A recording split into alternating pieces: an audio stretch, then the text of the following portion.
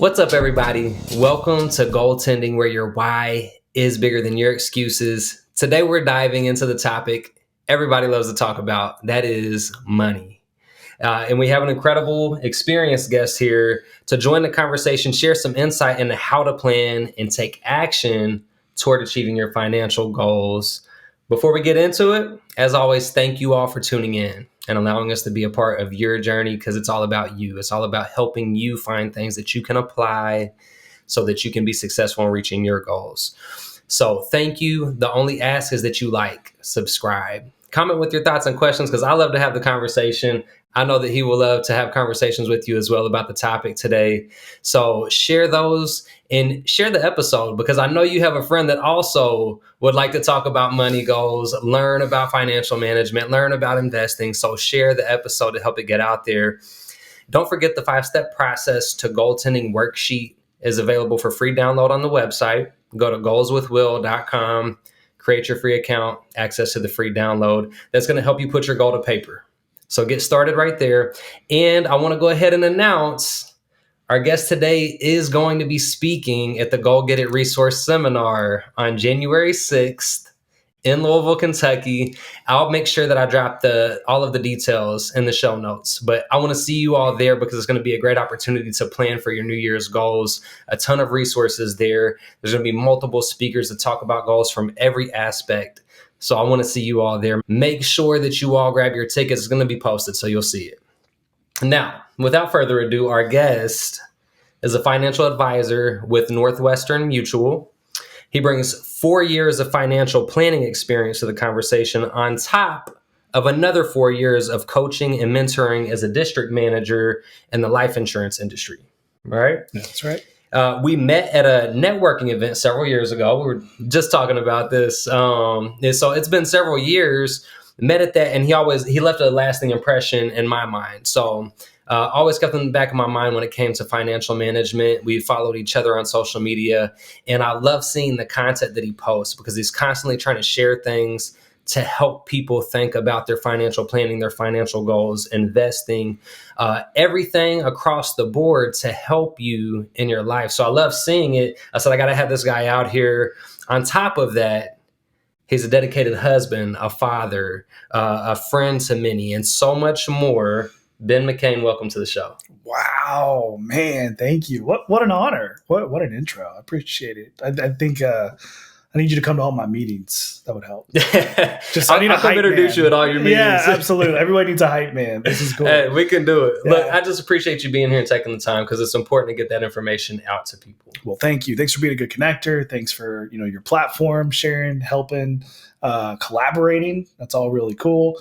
Obviously, this is a great platform here, but even doing things like the goaltending event we're doing on January 6th is going to be awesome. I'm excited. I hear all the cool people will be there. Yes. So excited. Can't wait to do it. It's going to be great. For sure. Let's dive into letting the people meet you. Let's do it. So first, I want to talk about what led you down the path of, I want to help people with their financial goals. How'd you get there? Wow. Yeah. Not something I anticipated. I got a really generic college degree. I found college to be a lot easier when I just majored in communications. So allowed me to enjoy my college experience, nothing too fancy. So I went the corporate route for a few years, few different jobs, worked for a family business for a little bit, and just really couldn't find, couldn't find my path. So someone said, hey, you should check out this brokerage that sells life insurance. You can talk to people. I think you'd be good at it. So I interviewed. I heard you could make a lot of money, and that was appealing. I was newly married, wanted to build my nest egg. So I started selling life insurance, and it wasn't really big policies. It wasn't really fancy policies. We were mostly marketing really small burial policies. They're called final expense life insurance. Okay, they're super important. Types of coverage for certain demographics, usually older folks, people that are on very strict incomes or fixed incomes. So we would actually have a lead-based process to connect with people on Social Security and help them with, $5, $10, $15, $20,000 of benefits, so they wouldn't be a burden on their families when they passed. That was something that was really important, especially as they aged. So it was really rewarding getting to help folks in that situation. However, the average income of the people whose houses I was sitting in to talk about life insurance, the average income was about $1,000 a month. So I saw a ton of poverty. You see a lot of folks just living together with their family, pooling resources, getting creative. It became like it's an art form trying to live on $1,000 a month. My gosh. So it opened my eyes, and I started to piece together all these stories and see a pattern.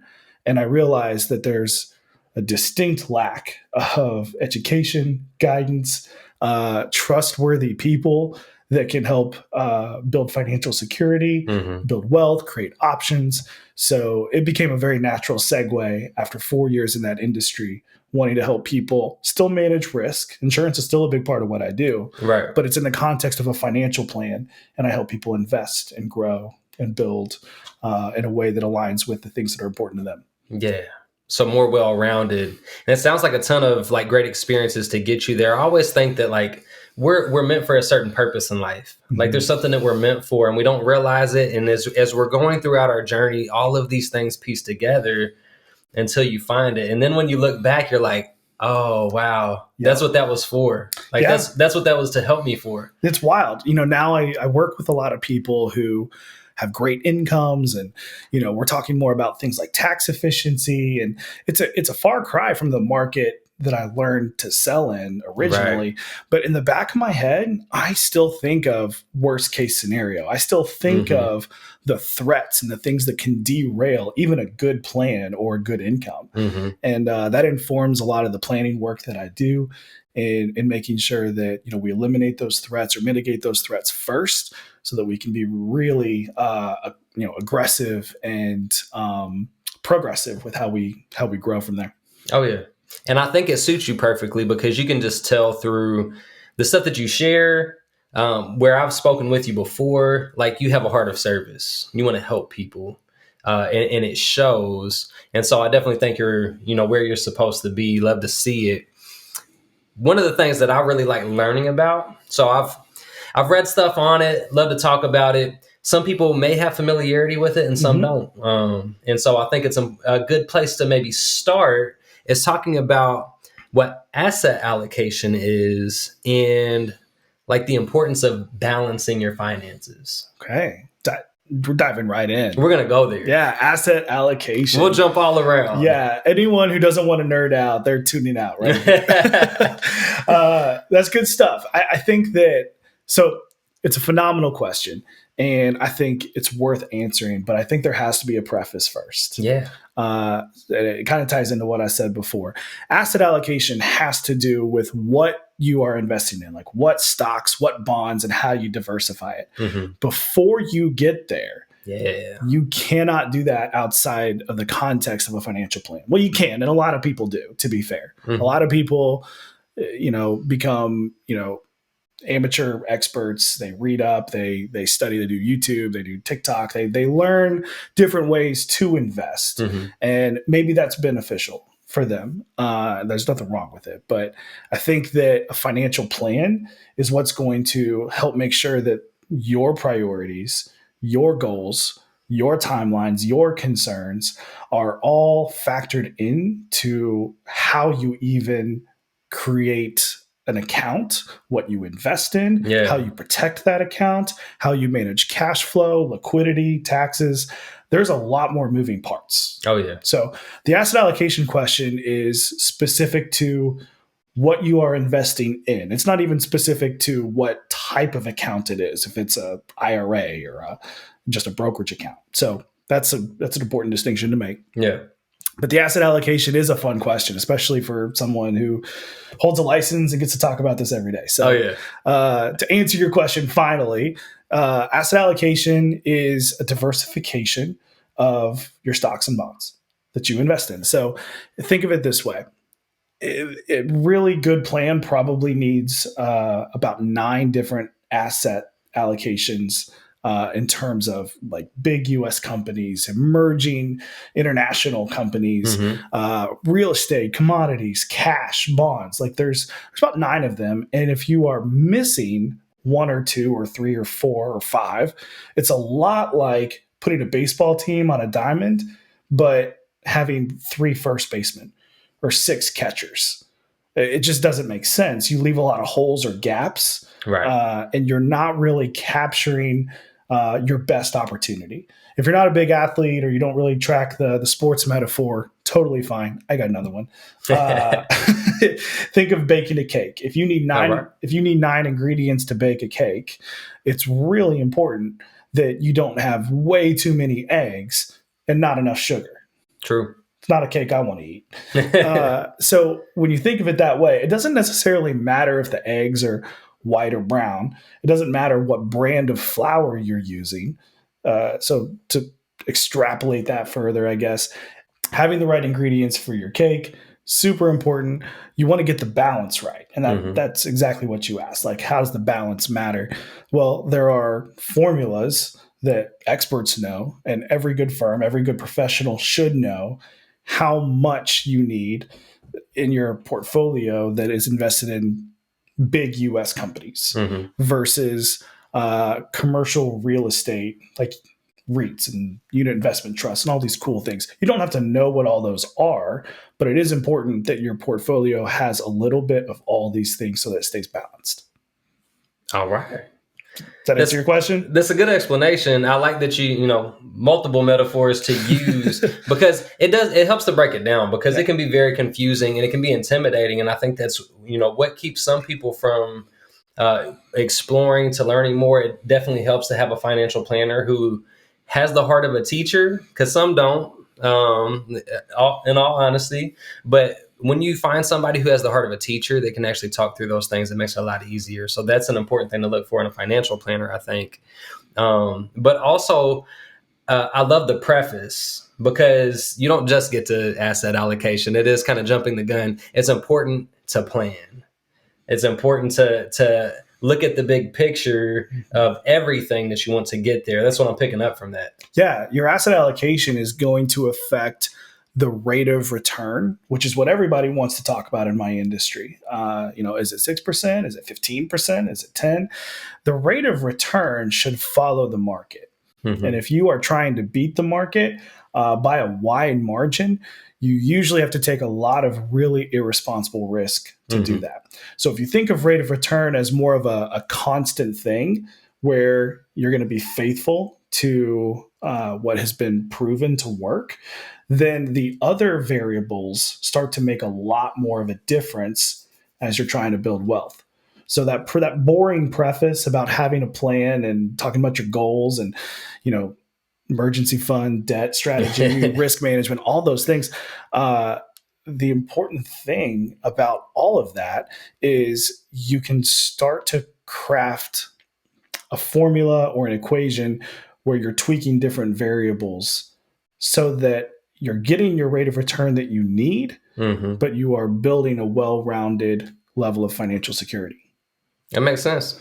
Now, a lot of stuff that I read, there's a lot of, people have different preferences of asset allocation. And so I'm glad you brought up risk because it's very much correlated to your risk tolerance. Yes. The more risky that you are, or risk averse that you are, that's going to determine what you want to have your money invested in terms, and that's going to impact the returns that you get. So it's all correlated. I'm glad that you brought up risk because that's an important piece to understand is like your level of risk aversion for what your money is going to go into. Yeah, it's important for you to understand your risk tolerance. I think it's more important for your financial professional, whoever that is. Hopefully it's not you.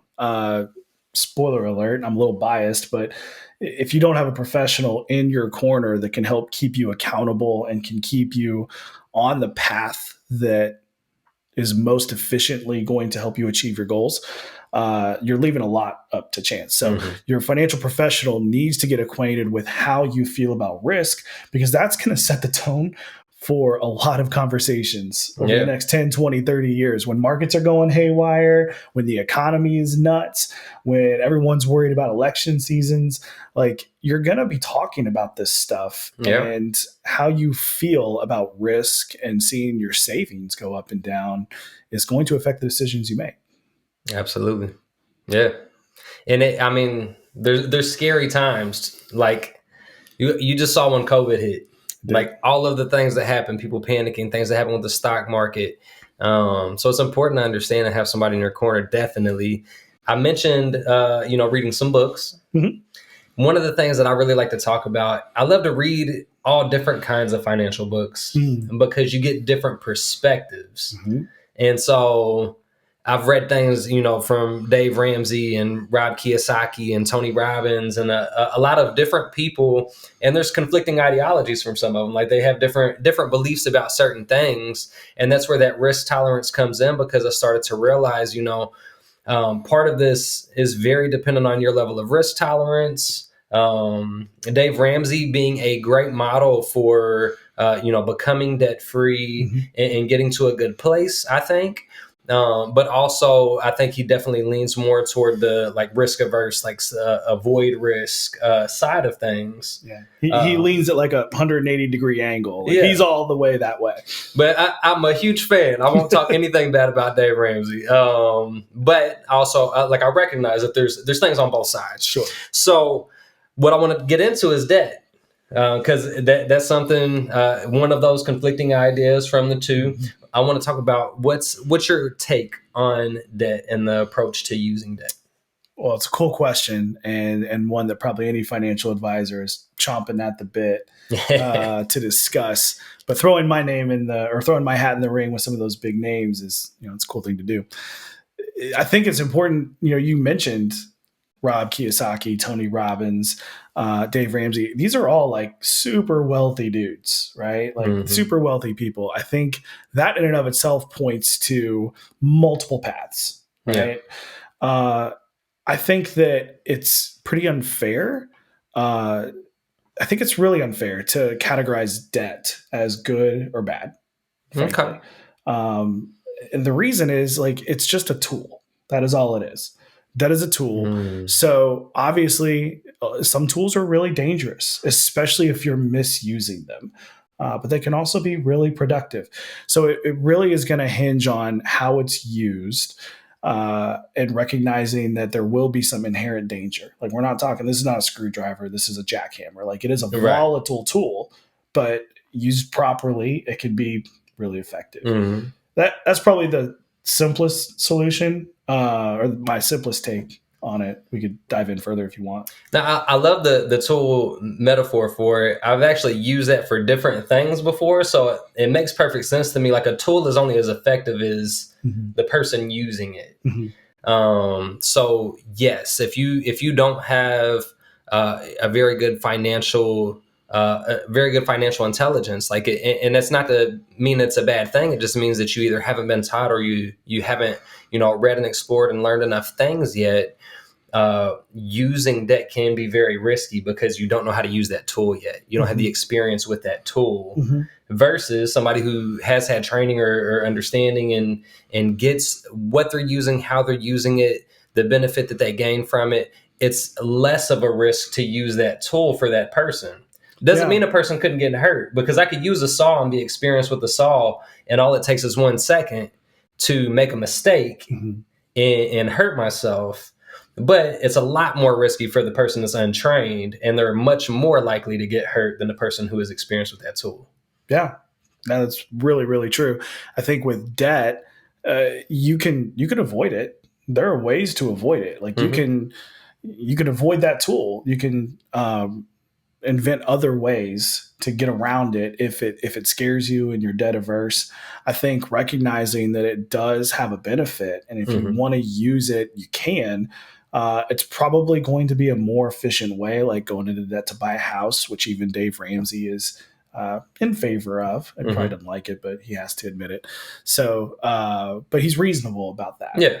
And, if you leverage someone else's money to buy something else, that really is all you're doing. You're paying an interest rate to use someone else's money. So if that money is in your hands and you're using it in a way that provides benefit to you, then okay. But you have to recognize that it can get out of hand really quickly. Right. It could eat up your cash flow.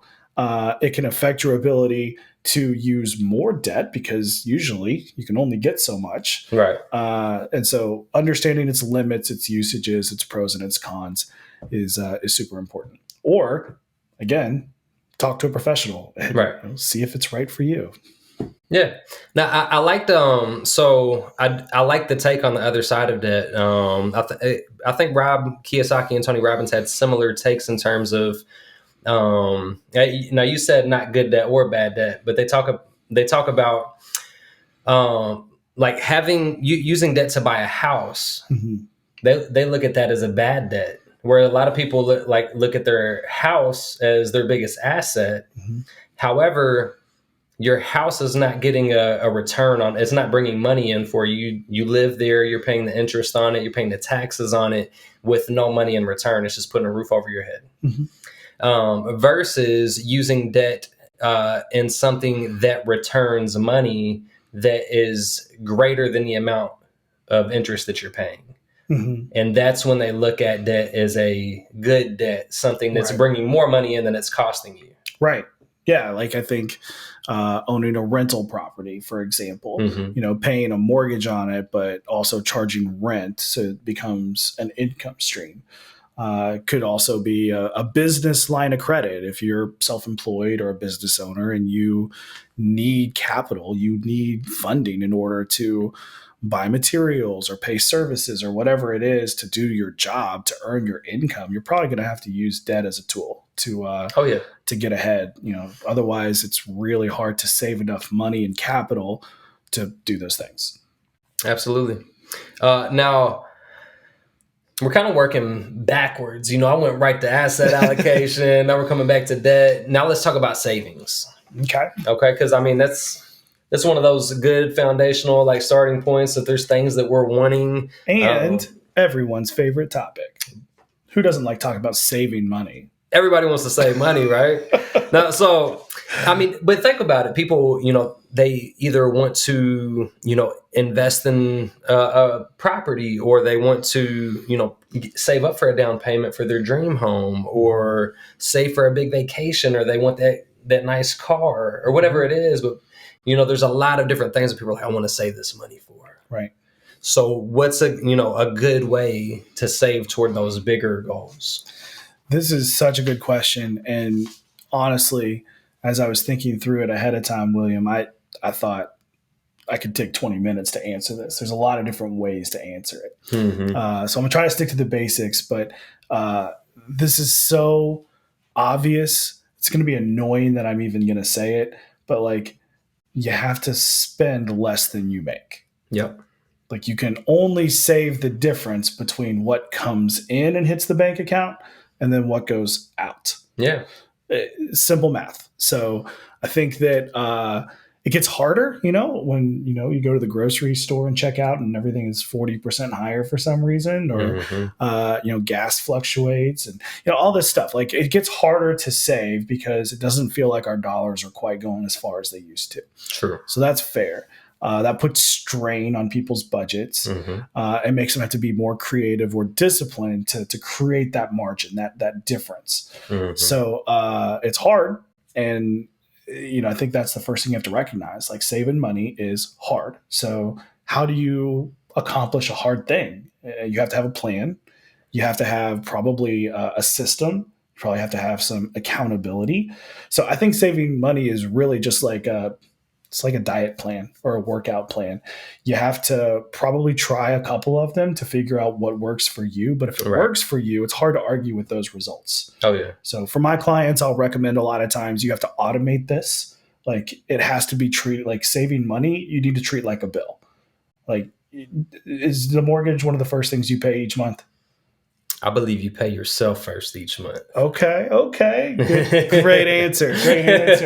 Which illustrates my point exactly. Right. But not a lot of people do, though. A lot of people are going to the bills first. Right. And I will say that was a take from Rob Kiyosaki from reading Rich Dad, Poor Dad, of pay yourself first. So that is a lesson I learned from reading that book that I implement now.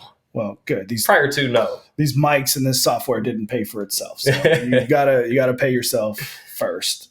Right. funds your lifestyle and does the things you want. That's saving 101. You do have to pay yourself first. You have to save money first. Mm-hmm. And if you automate it, it becomes out of sight, out of mind. And slowly over time, you start to accumulate funds that you had no idea that you had. So Right.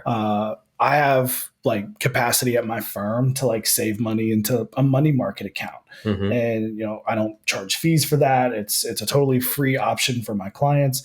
But like the fact that they put money into it every month, if they choose to, means that if they want to use that money for something, they have to call me. Mm-hmm. And I'm not going to say no. I'm not going to tell them they can't have their own money. I'm going to wire it to them as fast as I possibly can. But it's going to take a couple days. Right. It's going to make them think about it. And by nature of having to call me and tell me what they're going to use it for, makes them not want to do it. Mm-hmm. So you have to create an environment that makes it not only easy to save, but hard to use for a purpose other than what you're saving for. And this is really, I mean, if you read Atomic Habits, there's all sorts of great stuff in there about, creating good habits and breaking bad ones. Yep. It's a two-way street, and it can serve you really well if you're proactive and intentional.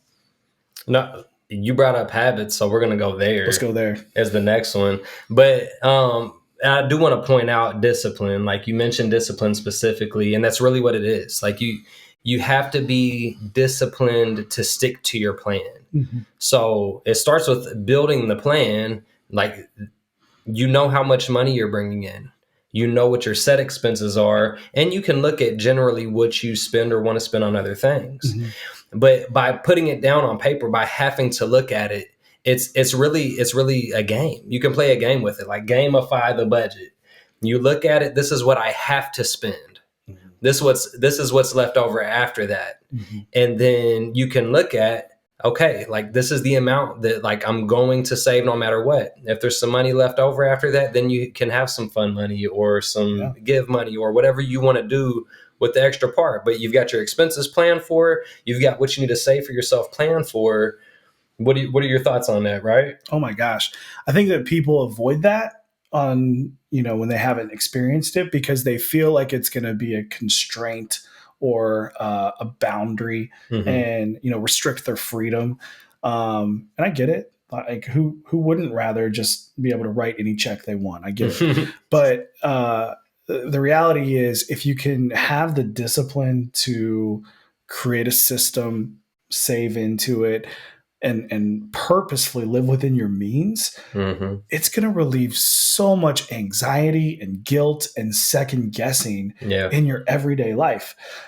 Life has a lot of pain and uncertainty. It really doesn't matter what choices you make. Right. Those are constants. So if you recognize that and you're like, if I can stick to the pain, so for example, of having a budget, it's going to alleviate a lot more long-term pain. It's going to create more options for you. Yes. While giving you a better mental state about your finances. You're controlling what you can control, and that feels good. It gives you confidence. Yeah. So like delayed gratification, where it's uncomfortable in the moment, but it removes a lot of discomfort down the road, mm-hmm. by handling it now. Yes. So habits.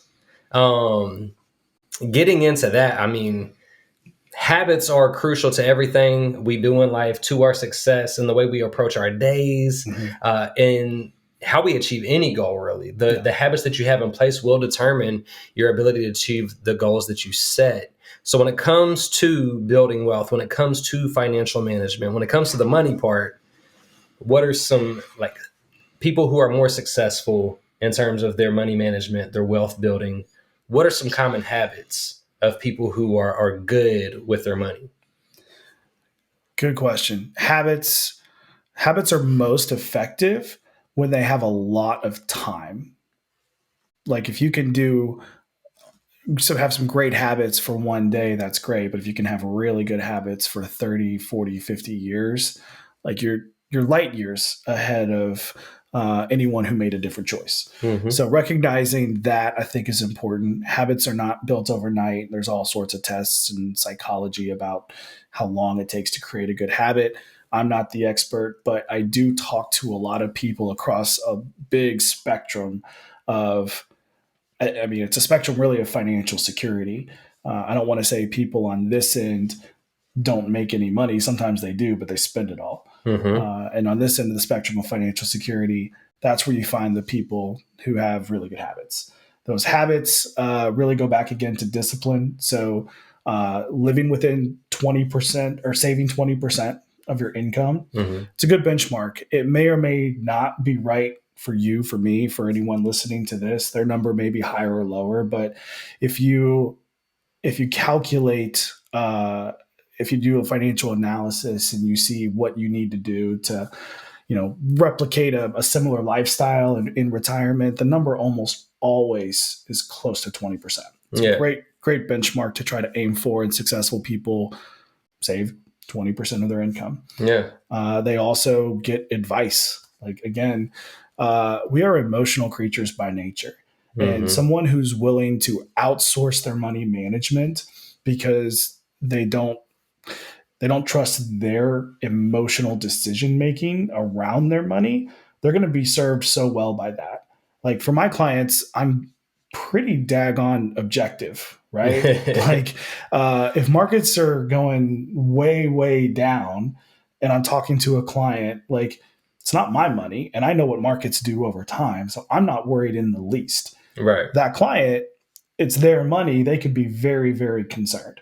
So you've got to have that safety net, that fail-safe measure of a person who is incentivized to grow your money over time, but isn't going to waver from the plan when things get tough. Right. So accountability. Boom. No, I love that, because we all need more accountability. It's always good to have people around you that help with accountability, and people that you can rely on. So having a financial planner who's going to be able to, when you get emotional with the money, they're able to remove emotion from the scenario, look at it logically, and say, "Hey, I get what you're thinking, but that's not the plan." Like, and plans change sometimes. They do. Plans can change. They do. However, emotion can cloud your judgment. And so to have somebody who's able to step away from the emotion and help you see, like, what's actually going on in the situation to make the right choice in the moment. Oh, 100%. The example I gave a second ago about talking to a client while their accounts are way, way down for whatever reason. That's one example of ways you can get emotional, but there are scores of others. Oh, yeah. Another example could be, someone that comes to me and says, I really want to invest in this, right? Like, it's an emotional decision. So I'm going to have to ask them how that aligns with the plan. That's a good question. It really is. This is a hot take. I admit it. But I firmly believe and have a ton of conviction around this statement. Buckle up. You are naive if you think that you don't make financial decisions emotionally. Everybody does it. We're shaped by whether we grew up with money, whether we didn't, if we were spenders or savers, how we felt about debt. Even reading and educating and learning everything you can about financial markets and systems and investments, like, it's the tip of the iceberg. There's no human way for you to comprehend it all and then apply it to yourself unless it's really your career. I mean, you could make it a hobby, but going back to your question, what do successful wealth builders do? They outsource this because they don't get their plan derailed by their hobbies. They spend their time doing what they do best, which is making money, and then living their life. They let someone else manage their financial accounts because that's where they could be potentially emotional. They could potentially shoot themselves in the foot. And it's not the best use of their time. Their best use of their time is earning more income for their planner to organize and strategize. Good answer. I don't think I need to elaborate on that any. You've already talked a little bit about kind of some semi-horror stories. I'm sure that you see a ton of difficult situations, bad decisions, really a whole gambit of things that can lead down a bad path financially. So I'm curious, what is the most common big money problem that you see? Yeah. I have a couple answers for you. The biggest problem is something that you could really infer from everything we've already said. The biggest problem is that people don't save enough. Okay. And I'm not here to tell you that's right or wrong. I don't think that it is. You're a morally better person if you save more. I think your future self will thank you for saving more, and there's a responsibility that you have to your future self. But if you choose to go to Starbucks or take on a lot of credit card debt or take lavish vacations you can't afford, it doesn't make you a bad person. However, financially speaking, that is the biggest mistake that I see is people keeping up with the Joneses, trying to put on the appearance of making money, trying to experience things that they haven't really responsibly saved up to do. We're growing up in this. You talked about delayed gratification before, like. Yeah.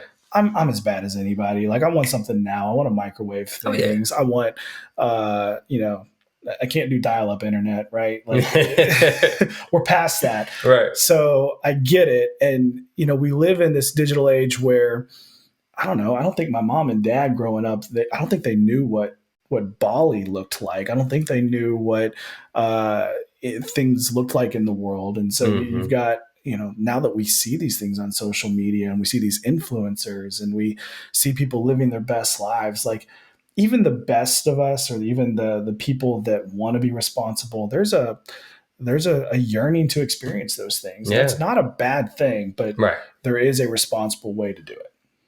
Agreed. And there's a ton of beautiful things to see in the world, and there's a lot more access to see and be aware of those things. So where they're in the front of your mind more often, and that creates more temptation and like more urge to just act on things. I want to ask a question for clarification, because I think I understand what you mean by it. Okay.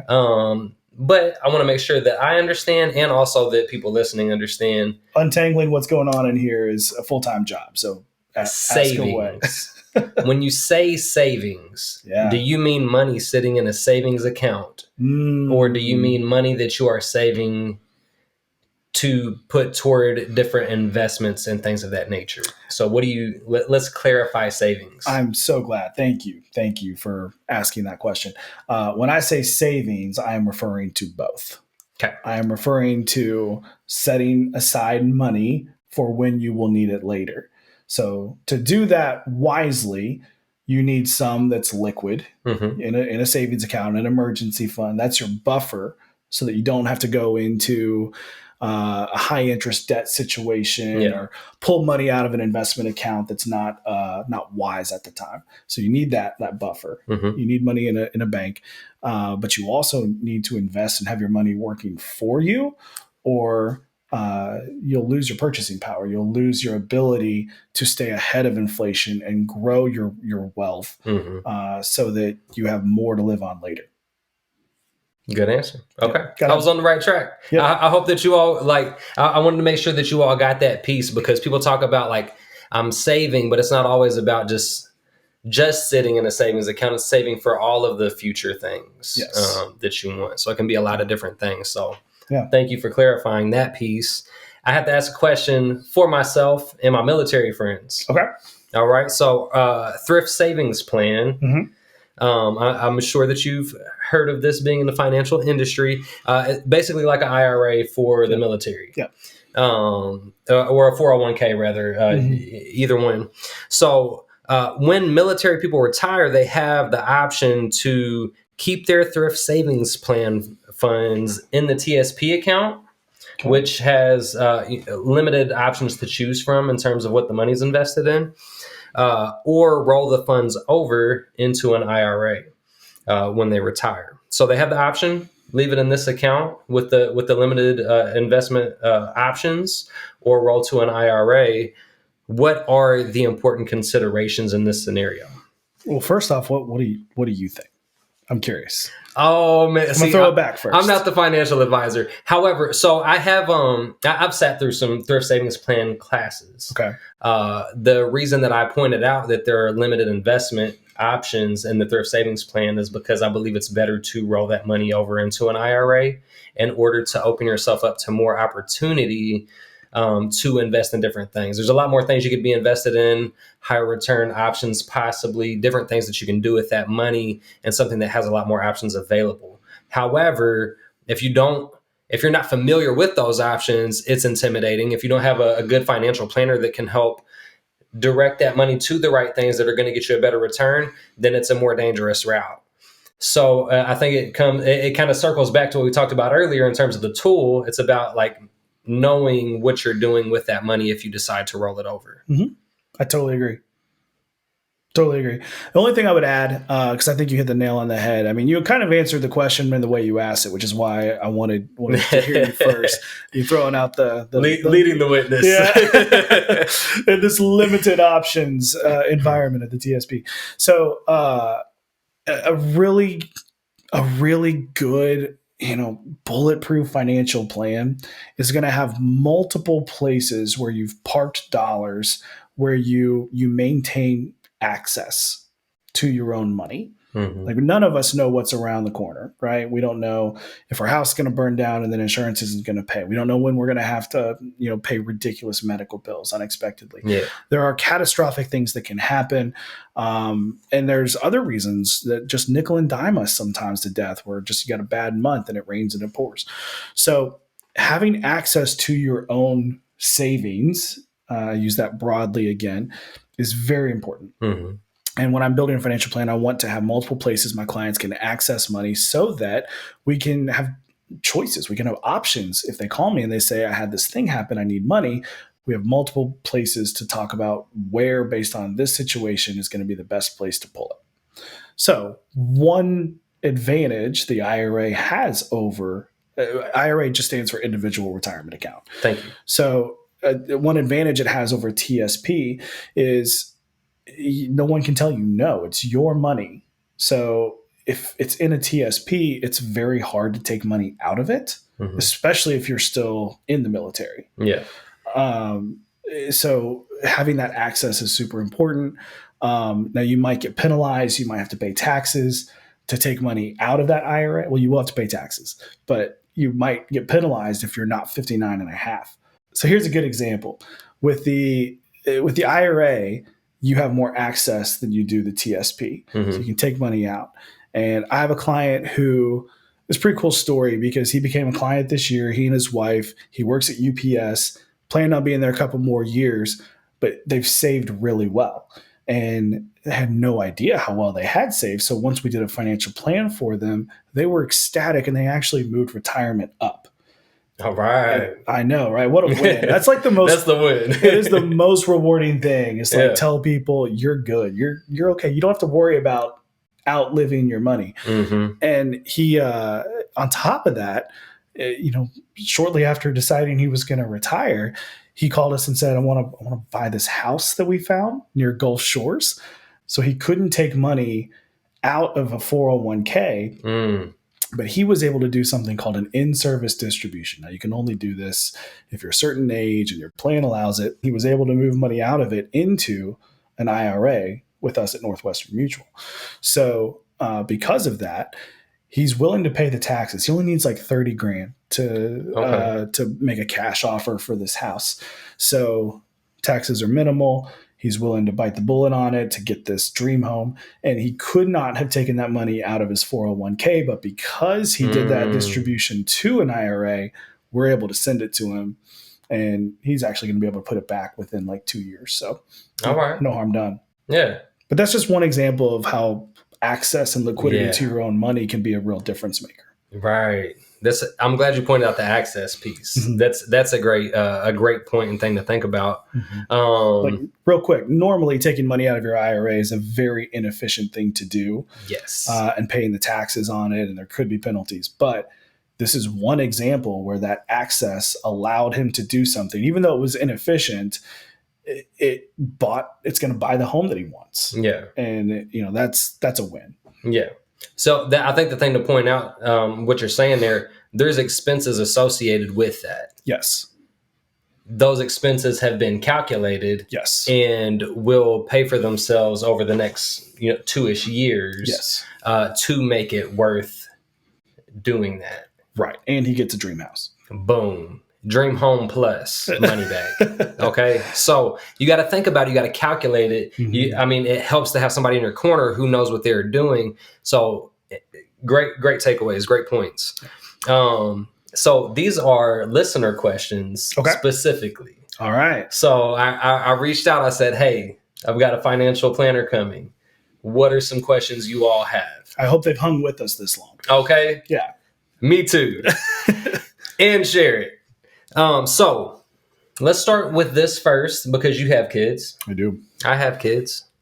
You do. The majority of people listening have kids. Mm-hmm. What is a good age to start teaching kids about money? And do you have any tips or tricks for teaching kids about money? Yeah. I think the best answer to this question, what age, is earlier than you think. Right? Like, I think everyone's kids are different, and really the way that people talk about money in their house is very different. But I think talking about it is a great tip or trick. Like, yes, at the very least, let that be an open conversation. Your kids should probably see you all talking about it. They should see you budgeting. They should see you and your spouse making joint decisions about how to use it and things like that. They should know you have a financial advisor. Normalize talking about money and making it a collaborative thing. So I think that's the first thing. But as far as age, like, my kids are 2 and 5. My 2-year-old, no concept of money. But my 5-year-old, we've started to pay her a little bit for some chores. Clean your room, you get $1. Help us with the dishes, you get $1. And it's kind of cool. Like, she's starting to realize that these dollars can buy things that she likes. But one thing we're really intentional about telling her is, like, we can't buy anything we want. We have to wait until we have enough dollars. Right. So it's very simple. It's very basic. But I can tell you, after me and my team running thousands of plans, a lot of people spend more money than they make. So learning this at a young age, that you don't spend what you don't have, is super important. That is key. Yeah. And I'm glad you said the communication. I think we could tie the habits in here too. For sure. Our children are watching us. They see the things that we're doing. Yeah. So if they see you being very impulsive with money, and the thing is, we love our kids. We want to say yes to them. But it is worth saying no to teach a lesson. Like, this is not a plan for expense. We're not going to impulsively purchase this. So it's important to have distinction between those things for them to start seeing and developing those habits early of not making those impulsive buys and decisions. Yes.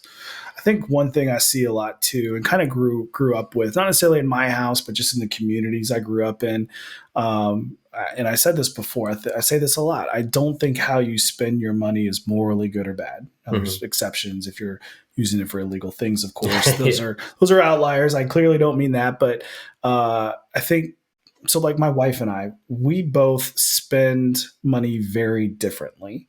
And I don't think that her way of spending money is wrong. And I don't think that my way of spending money is right. But I think teaching our kids that there are basic principles and you need to make your money, spend your money, plan with your money within these principles. But if you're checking the right boxes, you're saving money, you're paying taxes, you're being generous, you're being a good citizen. If you're doing all those things, there shouldn't be scrutiny over what you are doing with the rest of your money. That is a personal decision, and go nuts. Do the things that make you happy. I did some work with a group this morning, actually, on mission statement. Okay. And I did mine 4 years ago when I started my practice. And I've tried to rewrite it multiple times, and I keep coming back to the same 4 words for my mission statement. My mission statement is to give people money, and that's it. And it's not it's not like a super altruistic thing. I don't necessarily mean it in that way. Yeah. What I mean is I want to create opportunities for people to use their money in ways that make them happy. Like whatever that is for you. You want a Lamborghini? Cool. You want a Olympic-sized pool in your backyard? Cool. You want to give it all to charity? Cool. I would love to help people accomplish those things. Mm-hmm. And I want my kids to be able to dream big if those dreams are important to them. But one person's dreams are not better than another's necessarily. I like that. I agree. Well, I think that kind of goes into sort of a trick question. Oh, let's see how you answer it. Ugh. When's the best time to get a financial advisor? That is a trick. I don't think there's a straightforward answer to this. Yeah, it is a good question. I will say this: if you have never met with a financial professional, I think you should do that as soon as possible. Like meeting with a financial professional and getting a free consultation. Like the sooner you do that, the sooner you benefit. Right. They're probably going to give you some ideas. They're going to brainstorm some things you could be doing. And that information, you can accept or reject it. It may be good advice or bad advice, let's be honest. Right. But it's going to inform the decisions you make from there forward. It's going to give you insight into even having these conversations with a professional. So if you haven't done it, do it tomorrow. That's my first answer. But actually, like either hiring a financial advisor or having them manage money for you, you should probably interview a few. Yes. I would love it if everyone came to me first and then never talk to another advisor ever. But, I'm not the best for everybody. The way I approach planning is not the best fit for everybody. Yeah. So it's okay to meet with several and feel it out. Do your homework. Ask your friends. Those are all good things to do. If you want to this might be a better answer though. Like if you are trying to figure out when is a good time to actually create a financial plan, if you don't feel like you have one, life events are a really good catalyst for that. So having a kid, getting married, buying a house, new job, new promotion, divorce. I mean, any of these things, any change, big change to income or expenses is a really good time to get clarity on where you stand and if there's gaps in your plan or not. Yeah. I think of it as like it's a money coach. If I think of it like coaches, you have to find a coach that is suited to how you receive information, like how you communicate. You want to find somebody that you're actually going to be comfortable with talking to about your finances. So there's a lot of things. So I like that I obviously go to Ben, but it is good to interview people. Like find what is ultimately it's about you finding what is best for you in your journey. So, get several people, see who is, who you are able to work with the best and communicate with the best and who you just have a good charisma with. Like those things matter because that should be a long-term relationship. Somebody that you plan to work with for a long time because you're putting a long-term plan in place and going to work together. So that's something you spend time on. Don't be afraid to get those free consultations to get started. Like you can go ahead and start the conversation. It doesn't mean like you have to hire that person today. It's about opening the door. It's about, beginning the search for that relationship and seeing what works for you. For sure. Can I add one more thing to that? Yeah. This is something I'm really passionate about because I think that my industry has done a disservice to a lot of consumers. And I think there's a whole super important aspect of financial planning that just doesn't get talked about. And it's the back end of planning. All right. So obviously people define retirement differently. Some people work until they drop. Some people want to quit tomorrow. Yeah. The new norm is a lot of people either volunteer or get part-time jobs. So they don't have like retirement day. Like I'm thinking back to like funniest home videos when people would wake up and like smash their alarm clock, on retirement day. That is some people, but it's not everyone. Right. But during retirement, the basic concept there is you're starting to live off of everything you set aside during your working years. And you hope that you have a big enough pile of money at that point that you're not going to outlive it, that it's going to last you. And that's the time of financial planning when your financial planners are kind of decentivized to manage your accounts. You're starting to spend that money and take money out of it. And so there's a lot of complacency in the industry, and there's a lot of work because there are very distinct strategies for spending that money strategically so that it lasts you as long as possible, like creating longevity to your accounts. And I think of it as like, as you're making money and you're saving money, it's like summiting Mount Everest. But no one ever talks about having to walk back down. Like, how much more treacherous is it once you're tired, right? And then you start to go down the same landscape that you just had to climb. Yeah. That's like retirement, and people are still retiring around the same time, 60, 65, 67, but they're living longer. And they're living into their 90s. My kids will probably hit 100 actuarially. So if you have to plan for a longer retirement, but you're not saving as much money as the previous generations, how you manage these accounts during that 20 or 30 years matters a whole lot more. Yeah. So when you are, this is adjacent to the when you get a financial planning or planner, like theoretically you could save into a 401k your entire life and then get to retirement. And maybe that's when you first get a financial planner. That to me is the most pivotal time, to have someone who is in your corner, who's going to listen and who's going to bring expertise to that 20 or 30 year, 40 year retirement. Right. So that you don't run out of money. So you have the biggest possible cushion as you age. That cushion, if left over when you pass, is just going to be more legacy dollars for the people or the organizations that matter to you. So there's a lot of high stakes during that season. I'm glad you brought that up. When I think about goals, I always think about like a goal. I talk about a goal being a finish line, but as soon as you cross that finish line, there's a new line. There's a new goal. There's something else after it. That's not just the end when you get there. And so I'm glad that you presented that way and brought that up, because there's more to think about. A lot of people don't think about that piece. I'm glad you said that. God, we hit so many great points. If we haven't hit it already, or if you want to reemphasize something, what's one or two key pieces to success that you want to give people when it comes to improving their financial situation? I think having a comprehensive plan is important. Often the words financial advisor and financial planner are very interchangeable. They're synonyms. But if you really dive deep, they mean very different things.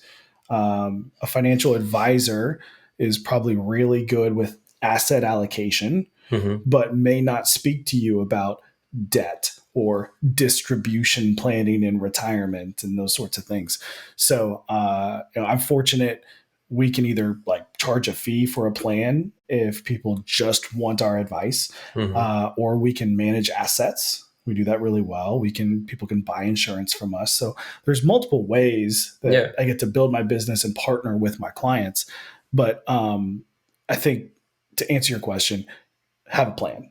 Like I pride myself on being a planner, because I think that is what, if you have accounts, that's great. But if they don't have a plan, then there's a lot of risk. Yeah. And there tends to be a lot of inefficiency. Oh yeah. Without a plan, you're swinging in the dark. Right. You don't have anything to follow. So you're taking action aimlessly. Yeah. With a plan, it's still hard to be disciplined at times, but at least you know what the discipline needs to be focused toward. Like, I need to be focused toward these things because this is my plan. Yeah.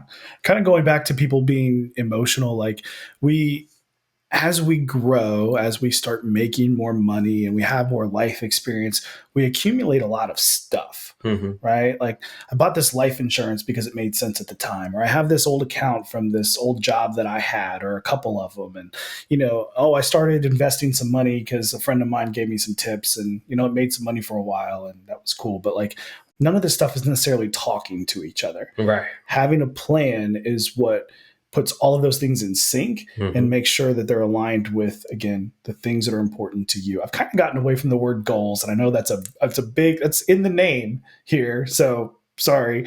But I think that priorities is so much more important to define in financial decisions. A goal tends to be something that sounds good. I want to retire at 55, or I want to be a millionaire. They might be arbitrary, they might not be, but the reality is your priorities are the things that are going to get your money. If your priority is really nice clothes, that's going to get your money. If your priority is paying off debt, that's going to get your money. So that's a really important thing in financial planning, is defining and having the awareness and the accountability of those priorities, so that all the financial decisions you make will support them. Absolutely. Well said.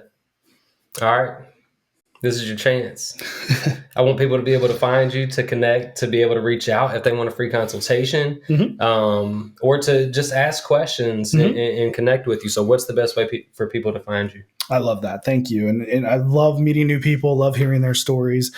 And I'm not really a hold your feet to the fire kind of guy. So you can find me on social media, on LinkedIn, Ben McKain.